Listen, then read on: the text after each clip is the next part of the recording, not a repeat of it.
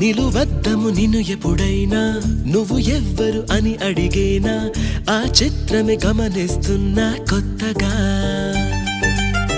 నువ్వు విన్నది నీ పేరైనా